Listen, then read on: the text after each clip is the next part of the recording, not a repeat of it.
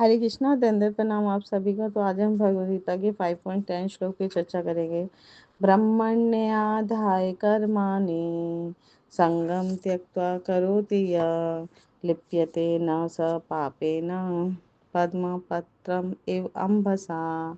जो व्यक्ति कर्म फलों को परमेश्वर को समर्पित करके आसक्ति रहित होकर अपना कर्म करता है, वह पाप कर्मों से उसी प्रकार अप्रभावित रहता है जिस प्रकार कमल पत्र जल से अस्पृश्य रहता है। तो यहाँ पर भगवान बहुत सुंदर समझा रहे हैं कि जो भी व्यक्ति दिव्य भावना अमृत में भगवान श्री कृष्ण की भक्ति में लगा रहता है, तो उसको पाप कर्म बिल्कुल भी छू नहीं पाते, अप्रभावित रहता है। जैसे सुंदर सा उदाहरण दे रहे हैं भगवान, जैसे कमल का पत्र है, कमल का पत्ता आप जल में देखेंगे, उसके ऊपर जल की बूंद भी होती है, तो जल उसको छू नहीं पाता कमल पत्र को, वो सूखा सूखा ही रहता है ना, अस्पृश्य रहता है जल से।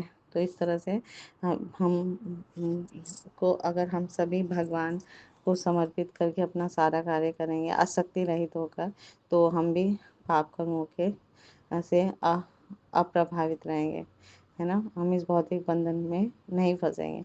तो तात्पर्य में श्री प्रभुपाद जी बहुत सुंदर समझा रहे हैं कि यहाँ पर ब्रह्मणि का अर्थ है कृष्ण भावना अमृत। जो यह भौतिक जगत प्रकृति के तीनों गुणों की समग्र अभिव्यक्ति है, जिसे प्रधान की संज्ञा दी जाती है। तो हम्म, तस मांडुक्य उपनिषद में वेद श्लोक 2 जो है वो बताते हैं कि सर्वम ही एतद् ब्रह्म, सब कुछ ब्रह्म का है। तस्मात् एतद् ब्रह्म नाम रूपम अन्नम च जायते, मुंडक उपनिषद। और भगवद गीता में भी 14.3 में भगवान कहते हैं मम योनिर महद ब्रह्म। तो ये इससे इनसे सूचित होता है कि जगत की प्रत्येक वस्तु ब्रह्म की अभिव्यक्ति है ना। सब कुछ भगवान से आया, भगवान के द्वारा है, भगवान आदि स्रोत हैं। तो यद्यपि कार्य भिन्न भिन्न रूप से प्रकट होते हैं, तब भी कारण से अभिन्न है। तो ईशो उपनिषद में भी कहा गया कि सारी वस्तु भगवान श्री कृष्ण से संबंधित है, तो वे केवल उन्हीं के हैं। तो जो भी व्यक्ति ये भली भांति जानता है कि प्रत्येक वस्तु भगवान श्री कृष्ण की है, वे ही प्रत्येक वस्तु के स्वामी हैं, अतः प्रत्येक वस्तु भगवान की सेवा में ही नियोजित है। तो उससे स्वभाव से शुभ अशुभ कर्म फलों से कोई प्रयोजन नहीं रहता। तो सब कुछ भक्तगण अपना हर वस्तु या अपनी हर चीज़ों को वो भगवान को अर्पित करते हुए अपना सारी शक्ति, अपना सारी वस्तुएं जो भी उन्हें दिखाई देती है, जो भी उनके पास है, सब कुछ भगवान की प्रसन्नता के लिए वो लगा देते हैं। तो विशेष प्रकार के कर्म संपन्न करने के लिए भगवान द्वारा प्रदत्त मनुष्य का शरीर भी, है ना, भगवान श्री कृष्ण की सेवा में संलग्न किया जा सकता है। तो हम अपने शरीर को भी भगवान की सेवा में लगा सकते हैं, है ना। सब कुछ भगवान को अर्पित कर सकते हैं। तो पाप कर्मों के कलमश से हम ऐसे परे हो जाएंगे जैसे कमल पत्र जल में रहकर भी भीगता नहीं है। तो भगवद गीता में 3.30 में भी भगवान ने समझाया मयि सर्वाणि कर्माणि सनस्य, संपूर्ण कर्मों को मुझे समर्पित करो। तो मीन्स कि हमें हर हर कार्य भगवान को समर्पित करना चाहिए। तो ये देह भी भगवान की संपत्ति है, तो इसे भगवान की सेवा में निवृत्त होना चाहिए।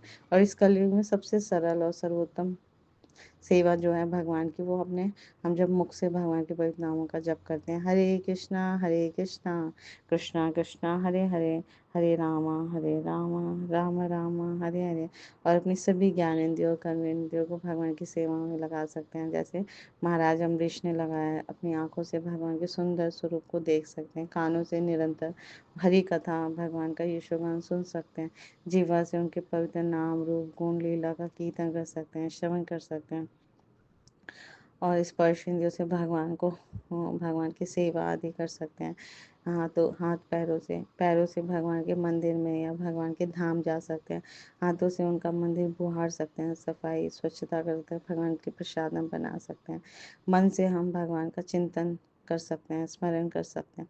तो इस तरह से अपनी सारी इंद्रियों को जब हम अपना पूरे देह को भगवान को समर्पित कर देते हैं, क्योंकि ये देह भी भगवान की संपत्ति है, तो हमारा जीवन धन्य धन्य बन जाता है।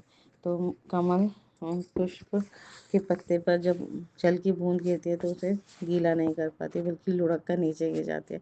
तो जो भी व्यक्ति अपने समस्त कर्मों को भगवान श्री कृष्ण को समर्पित करते हुए करता है, उसके फलों में आसक्ति भी नहीं रखता, तो वो भगवान श्री कृष्ण को जब अर्पित करता है तो कर्मों से उत्पन्न जो पाप होते हैं उसी पाप से वो उसी प्रकार अप्रभावित रहता है, जैसे कमल पत्र अप्रभावित रहता है जल से। यहाँ पे श्लोक में यही समझा रहे हैं। तो अगर अर्जुन भगवान श्री कृष्ण को समर्पित करते हुए उनकी आज्ञा का पालन करते हुए युद्ध करते हैं तो उसके परिणाम रूपी कर्मफल भगवान श्री कृष्ण को अर्पित करता है, तो युद्ध कर्म के जो पाप फल होंगे उससे वो प्रभावित नहीं होगा, क्योंकि संसार की समस्त वस्तुएं पदार्थों के स्वामी जो हैं भगवान श्री कृष्ण हैं।